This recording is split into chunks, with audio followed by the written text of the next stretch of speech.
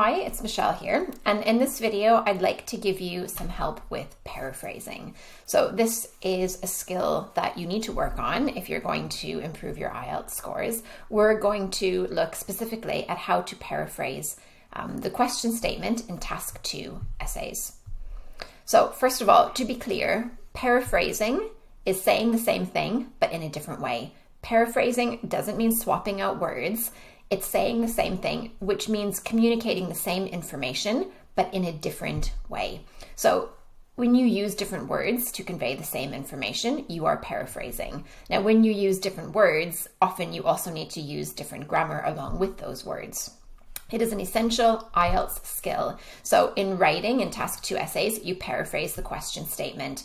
In reading and listening, a lot of the questions test your ability to understand paraphrase. Can you find the information in the text, even though the information is communicated using different words and different grammar?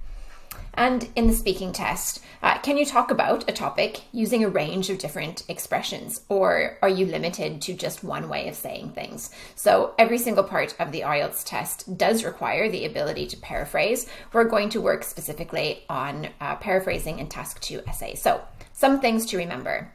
Every single Task 2 essay starts with a paraphrase of the question statement.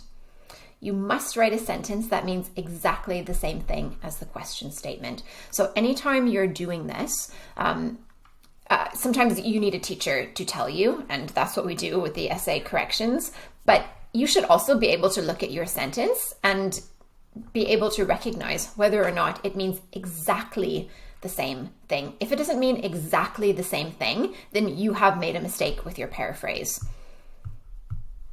So some students think you have to change every single word, and this leads to mistakes. It's a really common misconception. You do not have to change every single word. That's not what the examiner expects at all. And actually, sometimes it's impossible to change every single word, because sometimes in English, there just isn't another word that means exactly the same thing, like uniform. A uniform is a uniform. I could say the kinds of clothes that your boss or your company, not even the kinds of clothes, the clothes, not the kinds, the clothes that your boss or your company requires you to wear to work. That's a very long way of saying uniform, right? But the word uniform is just the word uniform. No, you don't have to change every single word. So there are two main ways to paraphrase. The first is to use different words, and the second is to use different grammar. So when you use different words, then we talk about using synonyms. So words that have the same meaning. English has some perfect synonyms, but not very many perfect synonyms. Often with words, some of the meaning is the same in some situations, but remember, we are trying to communicate the same information, so you have to consider the context to decide whether or not in that particular context, that synonym actually has the same meaning. You can also use different grammar. So you can change the word form, you can change the order of the words or the order of the information, and you can change from active to passive. So let's take a look at these 4 different ways. Well, 1, 2, 3, 4 different ways of paraphrasing. So different words. So here is a question. Many people work very long hours, leaving very little time for leisure activities. Does the situation have more advantages or disadvantages? So this is the question statement. So let's think about which words from the question statement we could replace. Many people. Work. Very long hours. Very little time. Leisure activities. So here are some common mistakes that students might make choosing synonyms for these words. Many to most. People to humans. Now, you might be looking at this and going, well, miss, people are humans. True. True, people are humans and humans are people, but let's consider the context and let's consider the genre. So the context is your IELTS exam. That's the context. The genre is academic writing. So the context is the IELTS exam. What does the examiner expect and what is the examiner looking for? Well, the examiner wants to see if you can communicate things in the most natural way. Using humans for academic writing is not the most natural way of referring to people. So it's inappropriate for this context.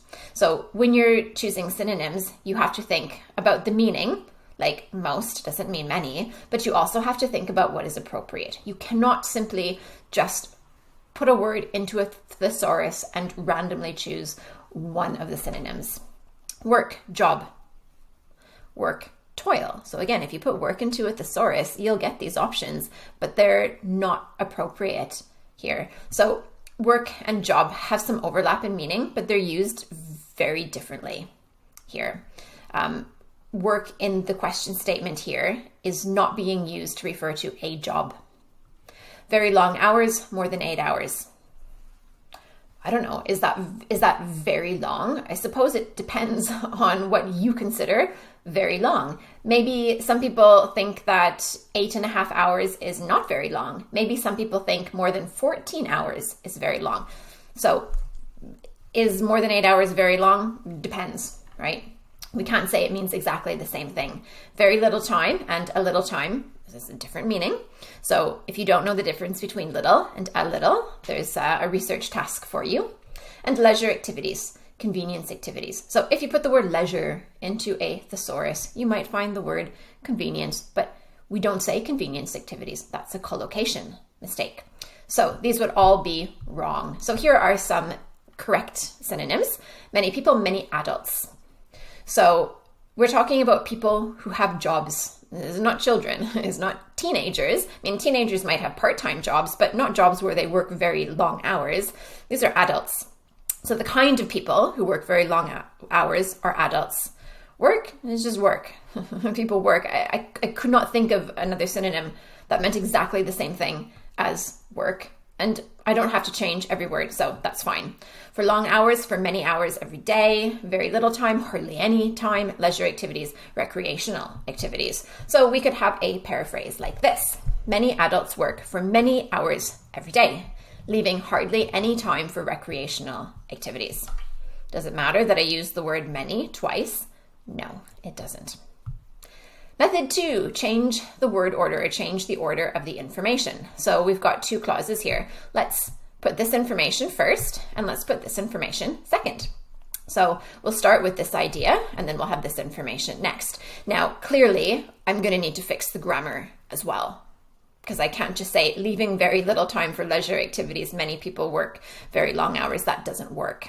So we have this. Many people have very little time for leisure activities. So I'm keeping the subject the same. So many people have very little time for leisure activities because they work very long hours. So what this means is I don't have to come up with a synonym for leisure activities. I can just repeat leisure activities here. But I haven't paraphrased very long hours. So I haven't changed very many of the words, and yet I have not copied the question statement. That's what you can't do. You can't copy it.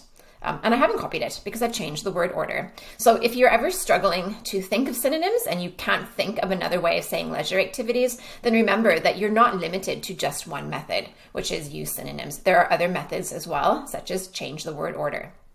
The third method is change the form of the word. So what do I mean by the form of the word? Well, leaving, so that's ing, and it's a comma, ing, so it's a participle phrase. So I could change this into a relative clause, which leaves.